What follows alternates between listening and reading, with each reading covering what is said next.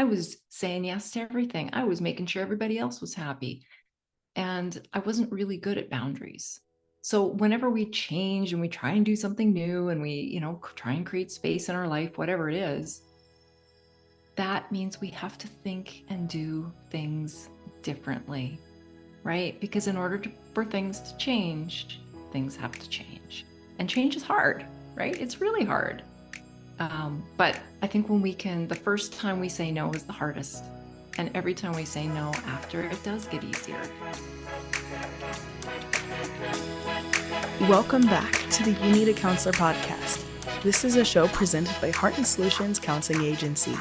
We release new episodes every Sunday at 5 p.m. Central and encourage you to batch up that laundry, put away the dishes, plan for the week ahead, or do any other task that might seem daunting while you give our show a listen. You might just be encouraged to call your therapist, connect with this week's guest, or seek out those services you've been considering for a while but haven't made the commitment to yet. If you are in the state of Iowa and are in need of mental or behavioral health counseling, give us a call at 1-800-531-4236. Enjoy the show. Hello, and welcome back to the You Need a Counselor podcast. My name is Dr. Julie Johnson. I'm the president and founder here at Heart and Solutions Mental Health Counseling and Behavioral Health Counseling in Iowa. And I'm Chrissa Hunt. I am our vice president in charge of the behavioral health department. And this is our podcast, You Need a Counselor. So we are designed for people curious about counseling, but have barriers keeping them from experiencing the benefits of counseling. Our mission is to share stories about counseling, good, bad, and indifferent, and spread the message that everyone can benefit from mental health and behavioral health counseling services. Our guest today is Lisa Boehm, a returning guest to the show that we're very, very excited to welcome back. You'll remember Lisa from our episode, Grieving a Child. Very, very powerful episode. We were so encouraged to hear Lisa's story and to go through that journey with her of the grief that comes with losing a child. And we were also so inspired by the way that Lisa has used her experience to be able to support others. So Lisa was a healthcare professional at the time, and then got the news one day that her 17-year-old daughter had died in a car accident. And if you haven't listened to that episode, go listen to that episode now, and then come back and listen to this one. Because Lisa's life was completely turned upside down at that time. And since then, Lisa has been able to use this experience as an author, as a speaker, as a podcaster, to share her message of hope in her daughter's name and be able to help others that are grieving. And so she does this through her website, griefsupportformoms.com, and offers a wide variety of services for those other mothers that are grieving. So welcome back to the show, Lisa. Thank you so much for being here. Well, guys, it's so good to be back and to see you both again. Thank you so much for inviting me back. So give us a little update. What's going on with griefsupportformoms.com, and what's going on with the speaking and the podcasting that you're doing now? We'll get into, I know we want to talk about burnout a little bit later, but I had a major burnout episode actually just this past summer, and I ended up burning my business to the ground intentionally because I didn't think I could do it anymore. So it's kind of taken on this new restructuring from a different perspective, right? To avoid that whole burnout thing again. So I am still working with bereaved moms, just in a little bit different capacity. My podcast has had a little bit of a makeover. I love podcasting, so that's a big part of what I do. And the universe has kind of come knocking again. I closed the door on speaking for a while, and it came knocking again, and I said yes, tentatively. But that's been just a fabulous opportunity. Shortly after we lost Katie, just a quick side note, I realized not only was I ill-equipped, to deal with this massive monster called grief, but that just society in general, like even physicians that I work with, nurses that I work with, I'm speaking actually to a group of funeral directors next week. And they're all just saying, we don't have training on this. Like even doctors, we don't have training on this, how to talk to people, how to be compassionate without crashing, right? So that has been my mission from the very, very beginning, but I didn't know what that was ever going to look like. So when the invitation came to speak again, I was very hesitant.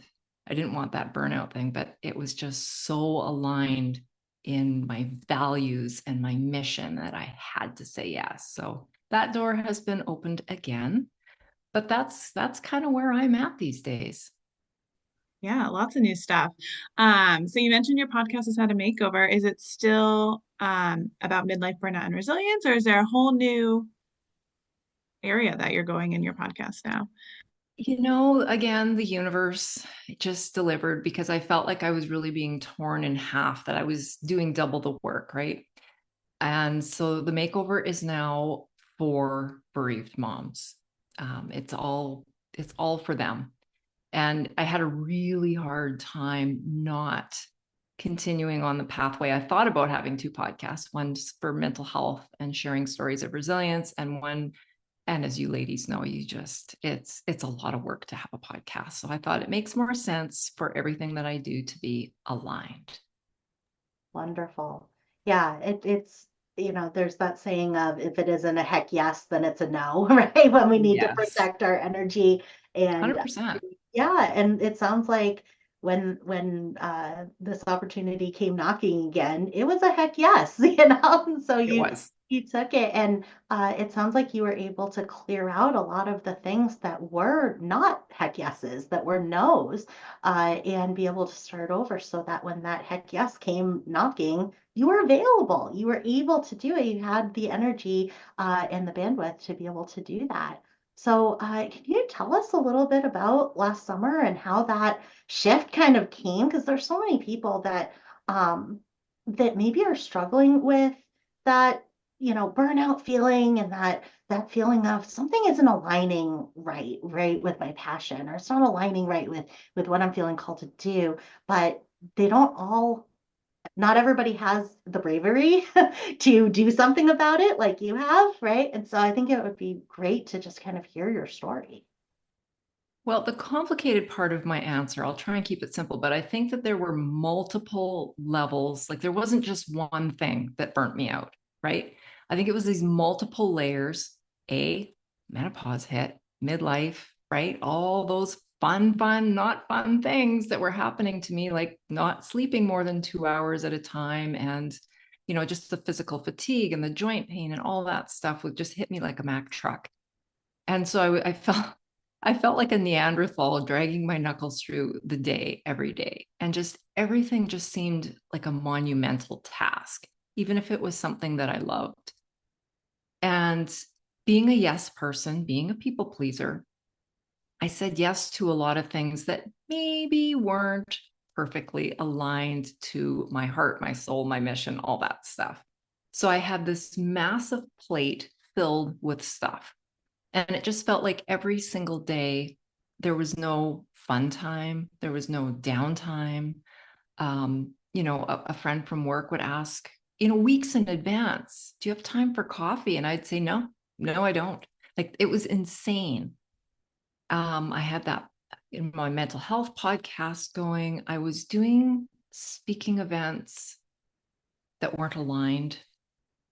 I was working in my grief business so much that I felt like, and so intensely that I felt like I was taking other people's rocks, as I call them, and putting them in my pocket. I mean, I've got my own rock. I will always carry my grief with me. That's just grief. But I was taking on other people's rocks and putting them in my pocket and not even being aware of them.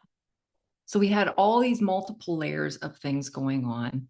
And I literally sat down one day. I think I had listened to a podcast. Don't ask me which one, but it was a little bit of an aha moment. And I literally sat down with a piece of paper and I wrote out all the things that I was doing. And then I made a couple of columns. It's like, do I love it? What do I love about this? What do I not love about this? Is it, is there any ROI? Whether it's financial or fills my heart, fills my bucket, like is there something in there for me? And just basically went through with a magic marker and started putting X's on my paper and just said, nope, that's out, that's out, that's out. And speaking, interestingly enough, was the first one to get turfed because for me to speak at any event, I'm not going to give the same speech over and over and over again to different places. I'm going to make it specific to their needs, their problems, so that they can walk away with a bit of a solution. And to do that and to practice it and to nail it and to deliver just a fantastic presentation is a boatload of work. And, there is no happiness ROI for me. So I hung up my microphone, actually. That was the first thing to go. And there were a lot of other things that I said goodbye to. I actually closed my business, my grief business. I closed the doors on it. And I knew that I would come back to it, but that it had to look different. And it just really, I closed everything down. I said no to a lot of things. And then I just really let myself be. Just do minimal things, just do the things that I loved for 2 months and just, kind of slowly started adding in things that it was that was, like you say, that was an easy yes. Okay, I'll do that. Does it still feel good a month later? Yeah. Okay, then this is meant to be. And then when the speaking opportunities came knocking, it was really interesting because when this one came in, it checked all the boxes, like all of them. But when I replied, I replied from a place that if this doesn't pan out on my terms, I'm okay with that.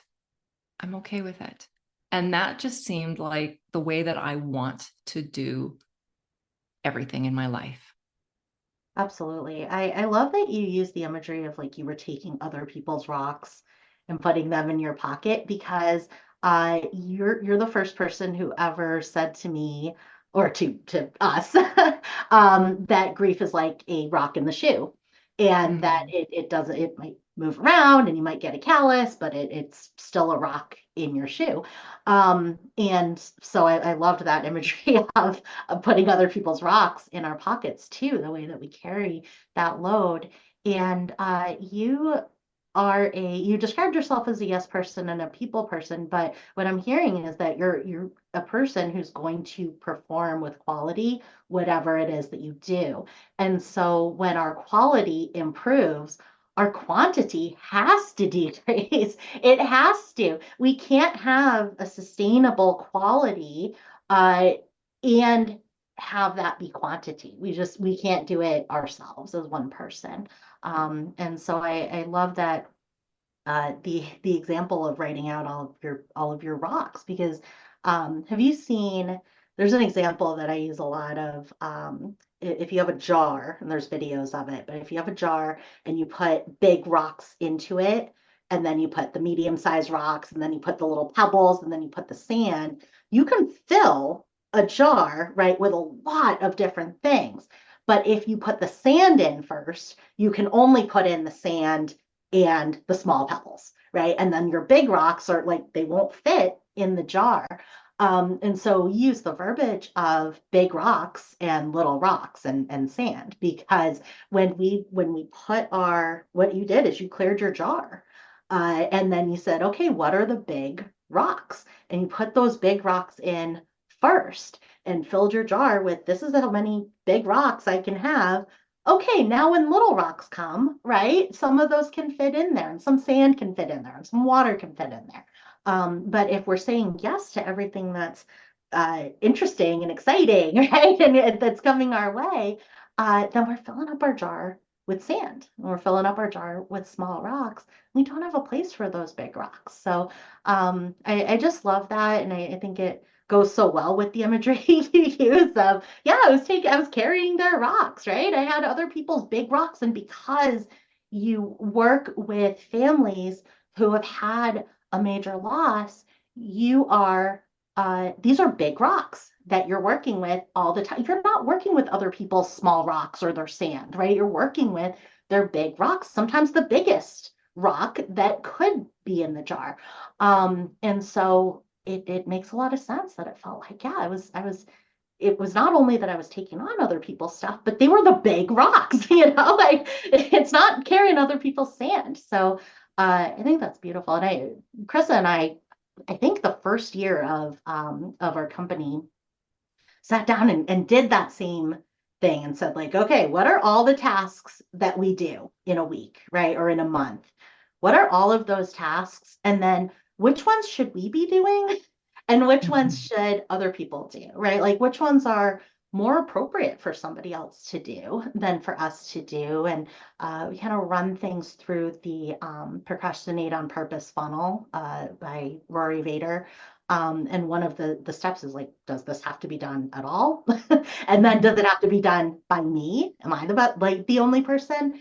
And it helps us to have our jar be full of things that only we can do. And so often that is, you know, our family, you know, like nobody else can be a mom to my child, right? Nobody else can. So these are roles that belong always to have that priority in our jar because they're the things that nobody else can do.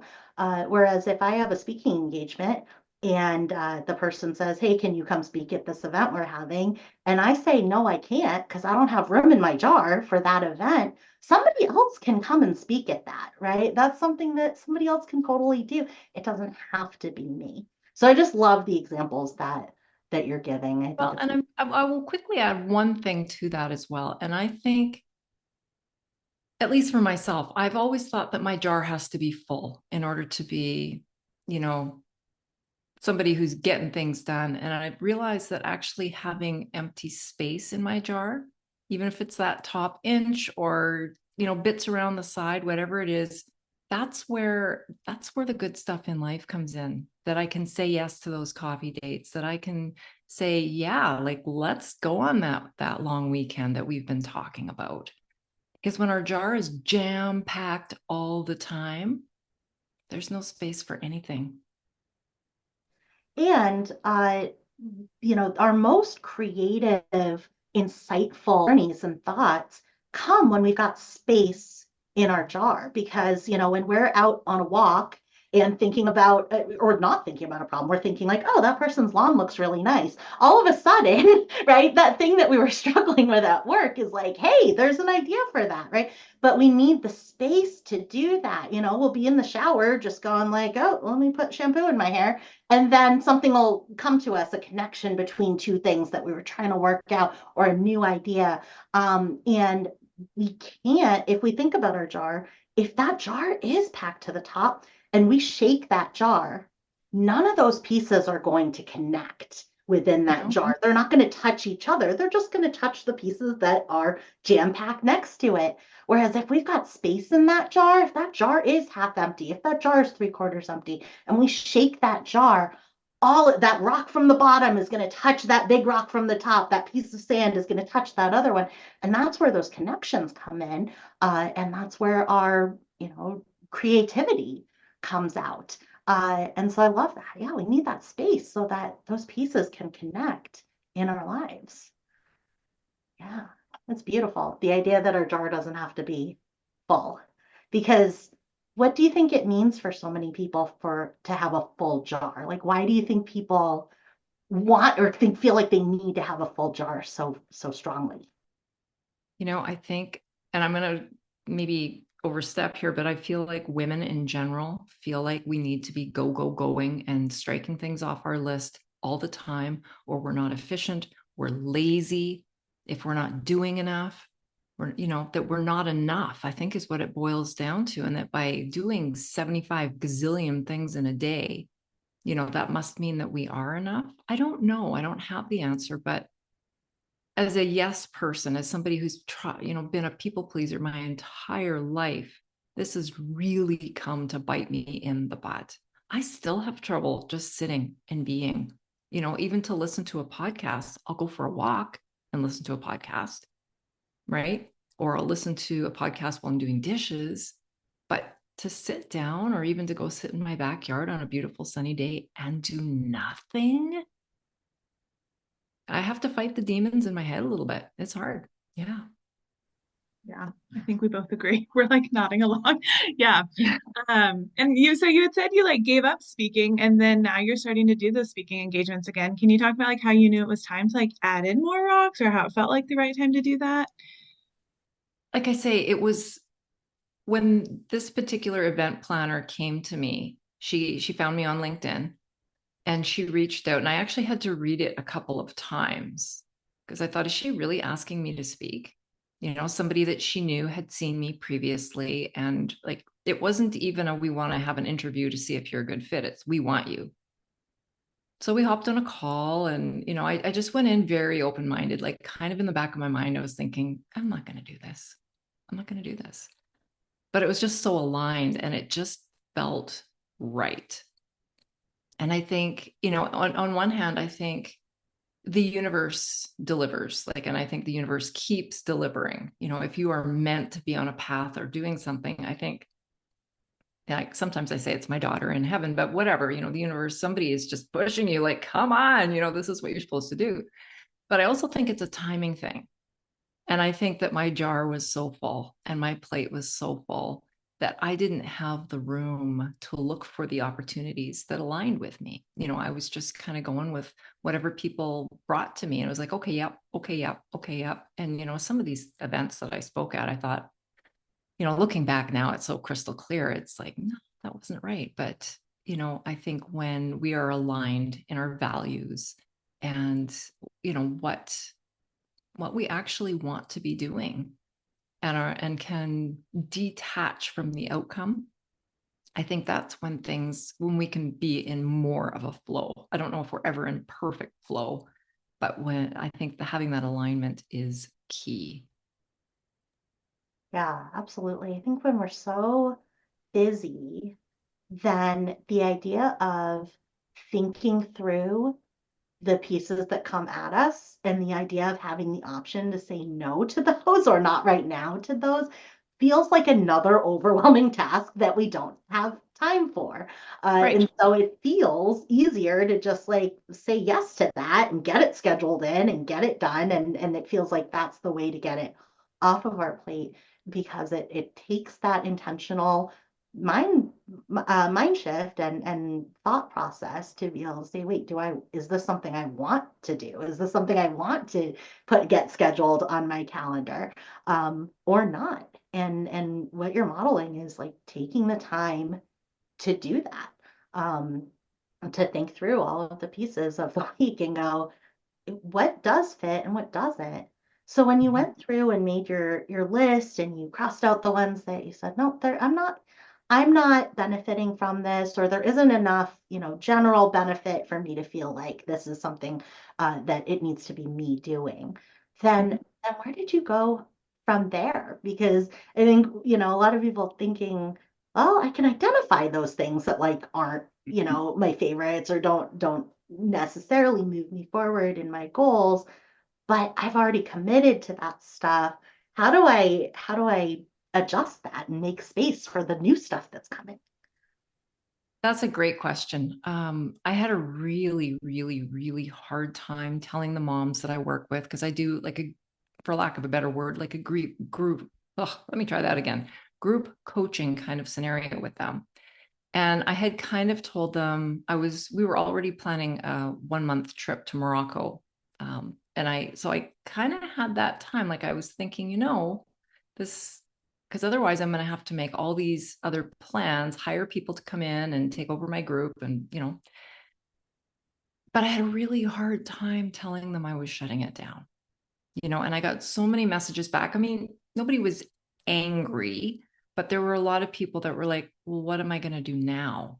Like I've been with you for the last 5 years or 2 years or whatever it's been. So I really struggled with that.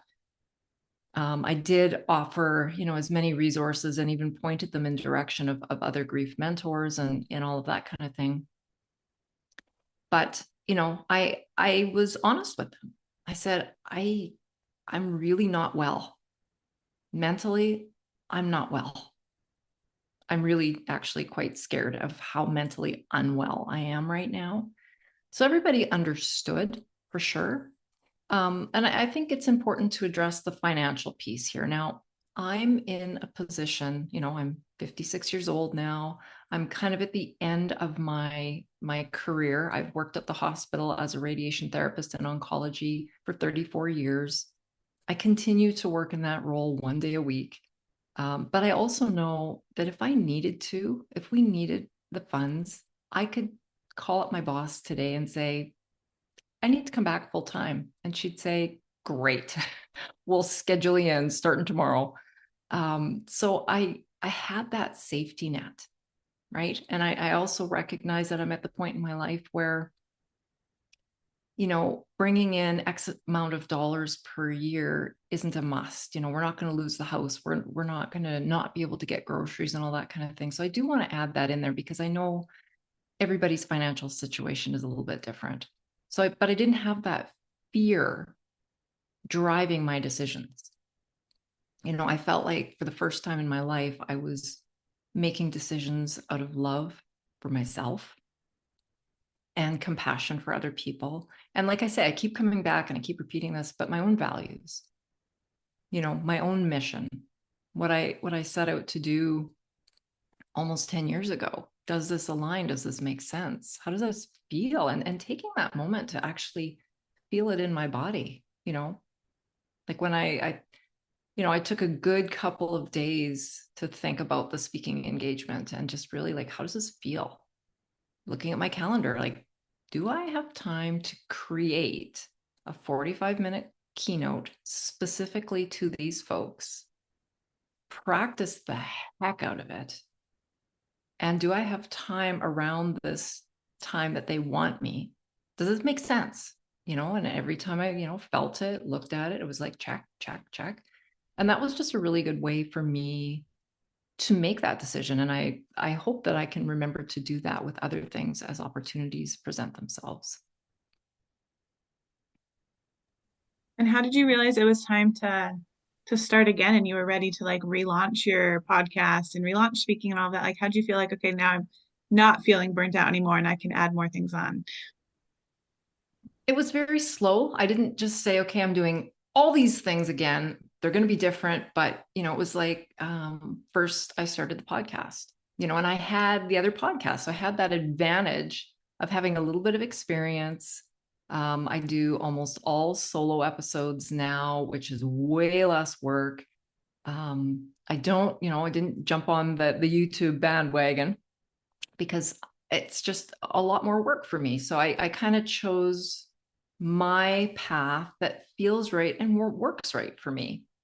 So I started the podcast first. I got that going, slowly chugging along, kind of got a process going and, to keep things as easy and streamlined as possible.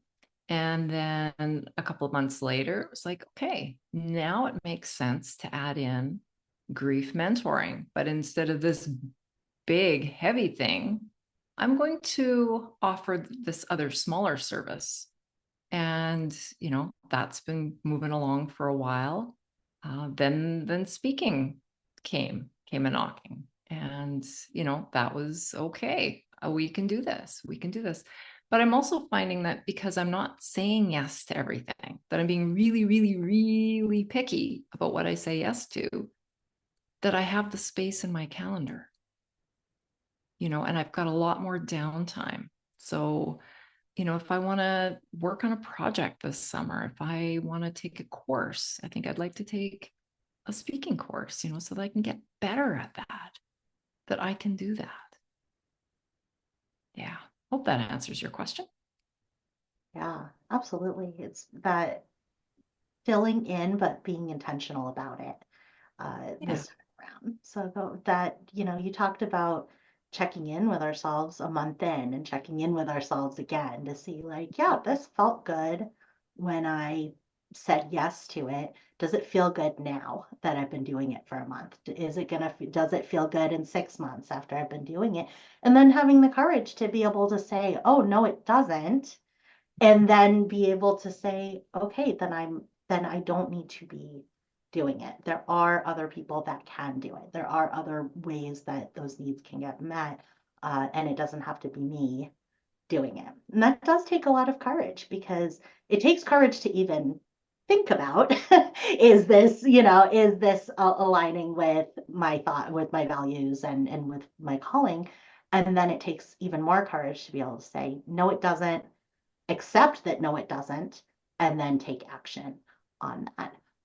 That's a very challenging process. And my tendency tends to be towards, nope, that's not my natural tendency. My natural tendency is everything needs to be done and I need to be the one to do it because I'm the bad. If I want it done this way, I got to do it. It's got to be me because I'm going to do it great, right? So that's my natural tendency.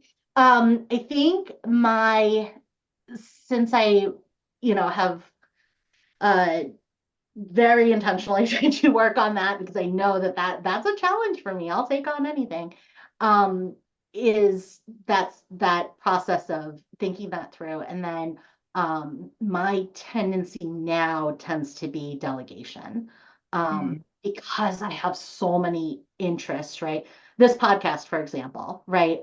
Chrissa asks questions that I'm like, I would not have thought of that to ask, right? And she brings up examples. I'm like, I never would have thought to say that or to ask about that.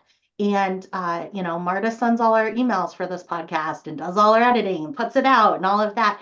And it takes a really strong level of trust, not necessarily in the person. I think with delegation, there tends to be this feeling of like, well, I have to trust the person. Well, yeah, I trust Chrissa and Marta because I've done this podcast with them for 5 years and I've worked with Chrissa for 12 years. But when we first started working together, I didn't have trust in Marta, right? I didn't know her when we first started. And so it takes, but I trusted my own processes, right? That I don't have to be the person who schedules the podcasts or puts them out or produces them or, does any of that stuff. But I have to be the person who makes sure that stuff gets done, right? And changes or shifts direction. If we had hired Marta to do it and Marta wasn't doing it, then we'd have to go, okay, it's my responsibility that it gets done. It's just not my responsibility to do it. So Right. I have to make sure it gets done. If Marta wasn't doing it, we'd find somebody else who was going to do it. And that then frees up time for Chrissa and I to be able to be like, okay, we're going to be able to focus on show up to the episode and talk with the guest and connect with the guest and talk about the ideas. And so delegation is another one that so important, that idea of like, does this need to be done? And then does it need to be done by me? And having the courage to say, like, it doesn't have to be done by me. I can either then delegate that to somebody else because I trust that even if they don't do it the way that I want, that I'm still in charge of that project. So I'm still have responsibility for that. I'm just not the one doing it. Or to be able to say, nope, I'm not, my organization is not doing that service anymore. And either are great options, but it takes that initiative, like you said, to make that decision. It takes a lot of brain power in the beginning to be able to do it. And when we're so busy, we don't have the time. We don't have the time to think those things through and look at them from that upper level and go, okay, what do I do with this, as opposed to like, I got to get it done kind of feeling. Well, I think you bring up a couple of important points. And one, I think this kind of thinking of the delegation, the do I have to do everything myself, should really spill over into all areas of our lives. You think about running a household. Is it just the woman's job? I mean, we are living in 2025 now, folks, right? Is it just our job to make sure the groceries are bought and the bathrooms get cleaned and all this stuff? And, to have those sit downs with your family, your kids, definitely, they may not do it the same way that you like to do it, but this is the way, we always said to our kids, you live in this house. And, if you want mom and dad to have the time to take you to hockey and to do these things with you, we need to create that time. And you helping us is, however you want to spin it, but we can delegate in all aspects of our life. And I think what I'm hearing from you as well is the importance of boundaries. And I think boundaries, it's a little bit of a catchphrase right now. You hear it all the time, but it's so important. And I think most of us, I know myself, I'm a creature of habit. Like I say, I'm 56 years old. So for 55 years, I was saying yes to everything. I was making sure everybody else was happy. And I wasn't really good at boundaries. So whenever we change and we try and do something new and we, try and create space in our life, whatever it is, that means we have to think and do things differently, right? Because in order for things to change, things have to change. And change is hard, right? It's really hard. But I think the first time we say no is the hardest. And every time we say no after, it does get easier. And you don't always have to give people a reason. Do you want to be on the PTA something, something, something committee? No, thank you. I really appreciate that you've thought about me. I really appreciate that. Not this year, right? Lisa, can you do this extra project at the hospital? We really need this. Come back to me in 6 months. Let's talk in 6 months, right? Like, and just, you don't have to give everybody an answer right now. That's the other thing that I have found has been helpful for me. Let me sit on this for 24 hours. Let me think about this for a while, because then I can think, can I do this? How does this feel? And if I can't, how can I say no nicely? Right? And it doesn't have to be no forever, but not right now. This year doesn't work for me. However you want to say it, but boundaries are so important. And I think, it's not that people run over top of us, but we ultimately project how we want people to treat us. And if we are always that person taking that file, taking that project, yes, yes, yes, yes, yes, people are going to keep bringing that stuff to us. But if they know that I'm a hard stop at 5 o'clock, that I'm a hard stop for weekend work, that I'm a hard stop for whatever it is, they're not going to come and bring you all that extra stuff because they know you've got boundaries. And I think that comes back to self-respect. Honestly, self-respect and self-care. Like nobody should be running 24/7 or working evenings or working on the weekends, right? Because that's the time that it's critical that we fill our bucket back up, right? That's one of the big things I talk about in my keynotes is, man, I learned this actually in therapy. One of the therapists that I met, I don't know at what point in my grief journey, honestly, but she was new to me. And she sat down and she said, so tell me about Lisa. What does Lisa like to do? I said, well, I'm writing this book about grief. And, I'm working with grieving mothers. And, I'm going to start a podcast about grief. And I think her eyes got really, really big. And she said, oh, so where's the fun part in there? What do you like? What is that fun? And I remember staring at her. I probably stared at her for 2 minutes and I started to cry because I didn't know what fun was anymore. I completely had lost touch of what fun was because I was that go, go, go, go, turn, strike it off the list, do things for other people. And she sent me home with homework and she said, okay, fair enough. Next time we talk, I want you to have a list of things that you think are fun. And it was scary. I was like, I don't even know. But, she had me reflecting back on childhood. Like, what did you like to do as a kid? Okay, well, I like to play sports and, run around and ride my bike. And, I've always been a crafty person and I get joy out of making things. And, I guess that's why I wrote a book and why I'm making a podcast and why I like speaking. I like creating things. And then, it kind of evolved into what are the things that you've always wanted to learn? Well, this past fall, I took a pottery class. It was a nightmare. I don't think I'm ever allowed back in the studio. It was not good, but I tried it. It was fun. I'm currently in my my upcycling era. I'm upcycling everything denim, all the things, and it's bringing me joy. But I think a step further into that, and this kind of circles back to what we were talking about before. Not only is it important to inject some joy into our life, but we have to be intentional with it. I have to schedule it because I kid you not, guys. Like I have a crazy to-do list, right? If it's not on my schedule, it's not getting done. So I will literally schedule Wednesday nights as coffee night. I would try to have coffee with somebody different in a different place every week. Doesn't always work, but that's the plan. Sunday afternoons is me time, creativity time. It might be trying a new recipe. It might be, painting. Again, not the fence, but doing something that fills my bucket, working on my denim projects, whatever it is. And we have to build it into our days so that we can continue to fill our cups, right? We all know that. We've heard it a million times. We can't pour from an empty cup.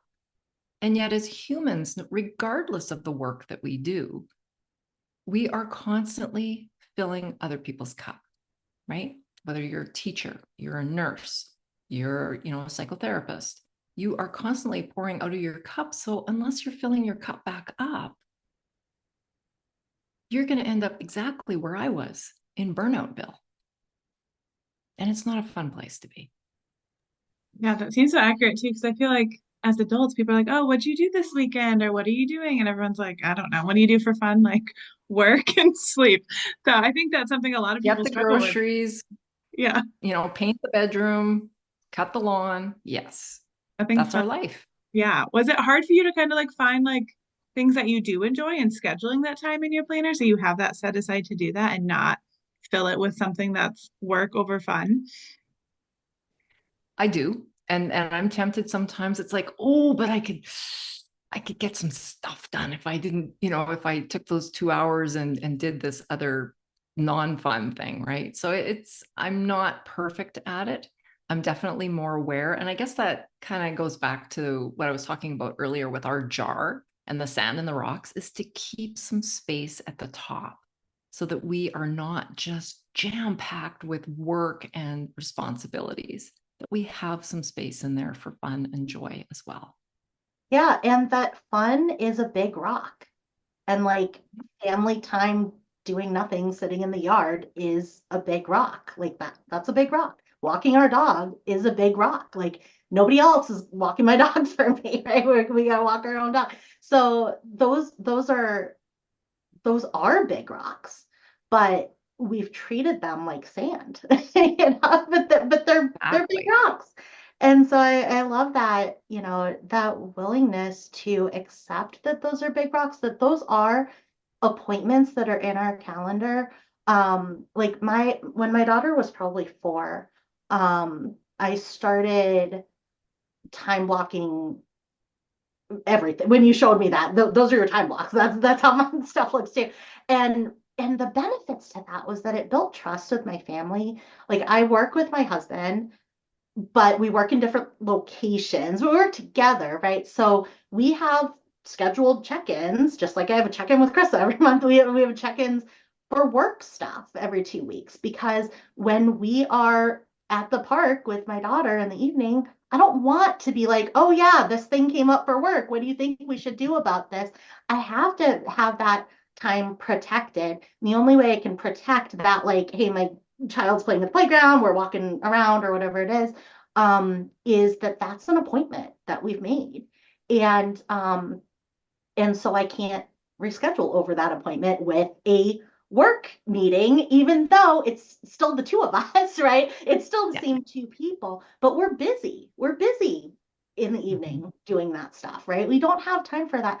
And my daughter built a lot of trust in that process because children are very impulsive and they're like, hey, that thing looks cool to do, let's do it right now. And a lot of us as adults are that way too. And so I remember she saw this butterfly garden and she was like, Mom, we were walking to school, she's like, let's go to the butterfly garden. And I was like, we can't, we're on our way to school.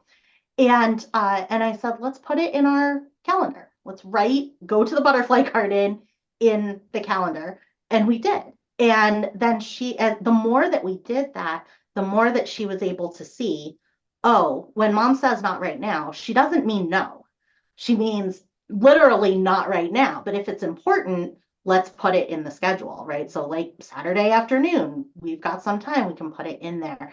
And that allows her to see and our family to see that we are valuing the time that we spend with them flying a kite or, playing at the playground just as much as we are when they see us doing work during the day. And that they're just as important, more important, of course, but that they're actually seeing how important they are because like if I have a podcast right now and if my daughter was homesick today, I'd be like, I cannot talk to you during this time, right? So they need to have the same respect when it's their time to go to the butterfly garden that I'm not looking at my phone for emails and, having like taken a phone call for work or something like that. Because otherwise they see that, oh, you're prioritizing work meetings, but not the times that you've scheduled with me. So that's always super important to me. Um, and then I love that you kind of talked about defaulting to no instead of yes, because when I was several years ago, probably Monica, my daughter was maybe 2. One of the licensure supervisees that I was doing, I was supposed to be her supervisor, but she taught me this huge lesson. And she said, if you asked me for she had a coat hanging up on a hook. And she said, if you were cold right now and you said, Sarah, I'm cold, can I wear that coat? My instant response would be no. My first response would be no. Now, do I want you to be warm? Yes. Do I want you to be able to like wear that coat? Yeah. Like, does it bother me if you wear it? No. So I'm probably going to say yes to that request, but her default for every request of her was no. And then she decided, wait, do I actually mean no?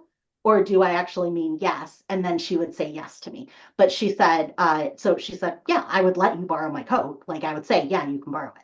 But my instant response to myself would be, no, you can't. And then I would think it through. And I think for so many of us, I knew for me at the time when I heard that, I was like, oh my gosh, because my instant response is yes plus action immediately to get that thing to, right. So like I wouldn't even think no was an option. I'd grab the coat and hand it to her, right? So what our default is really does make an impact. And it's not that she was saying no to more things than she was saying yes to, but her default was no. And then she was allowing herself to make the decision, is it a yes versus saying yes to everything in her mind and then filtering out what's a no.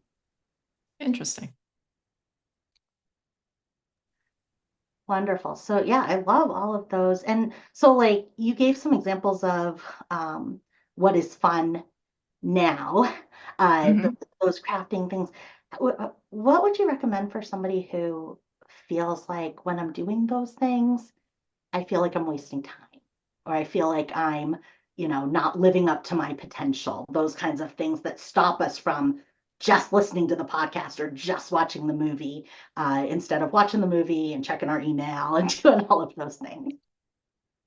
I think a lot of this comes with mindset and reframing our thoughts. Because I think we can be in the exact same situation. And as you just said, I should be washing the dishes or folding clothes or, making my grocery list for tomorrow. I don't have time for this. Or we can think, when I reinvest or invest my time doing things that fill my bucket, I'm a better mom. I'm a better coworker.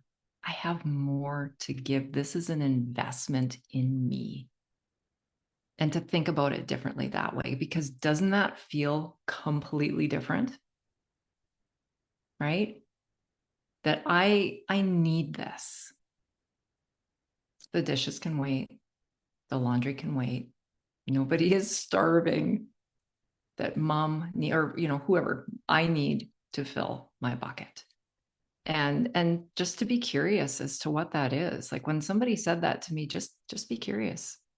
Like I tried pottery, didn't go well, didn't work well for me.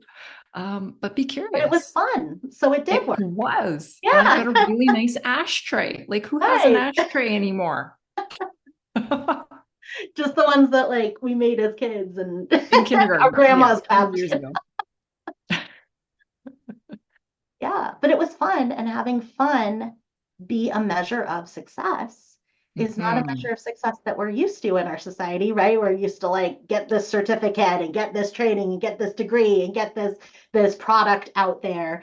And fun is successful. If it's fun, it is a success. Well, and I think, we talk so much about modeling positive behavior for our children, which I 100% agree. But how are we modeling life?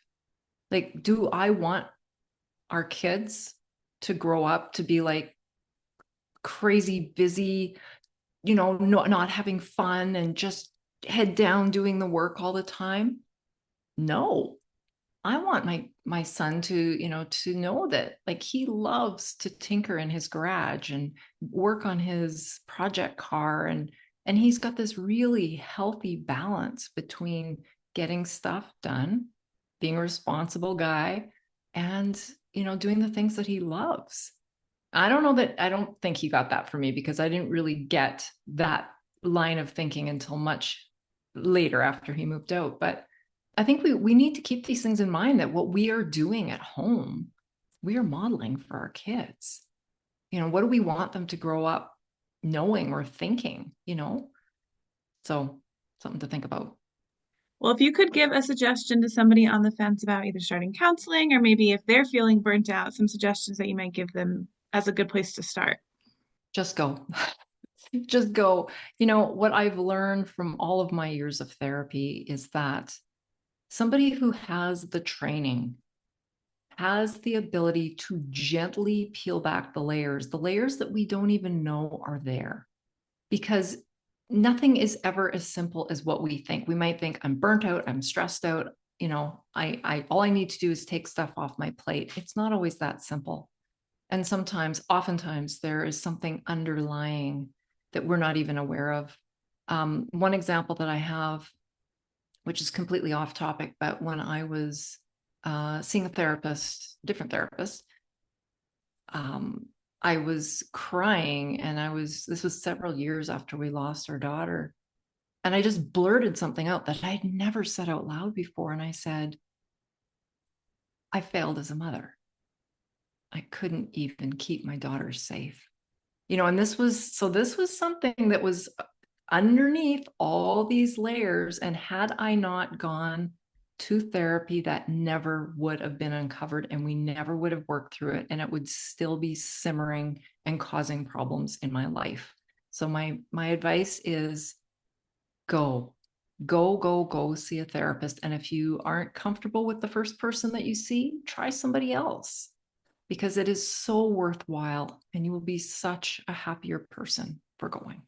Yeah, that's a huge benefit of counseling that doesn't always get talked about, or that, not everybody's aware of, because there's kind of this idea of like, you go and you work through things, but it's really, it's having that safe time and that safe relationship to where it could be years down the line, and then one session changes it all. So it's not like a gradual, building. It's a building, and then these things come and happen in the sessions, and then you got time to process that stuff through, where you're like, yeah, we've been talking about maybe this one thing for maybe the start of the first year of therapy, and then all of a sudden something else comes out as you've been healing that part, and you go, oh, I didn't know that was back there too. Right? So it's kind of just always that constantly evolving journey. So I think that's such a great perspective to offer, an example to provide to others. I think it's wonderful.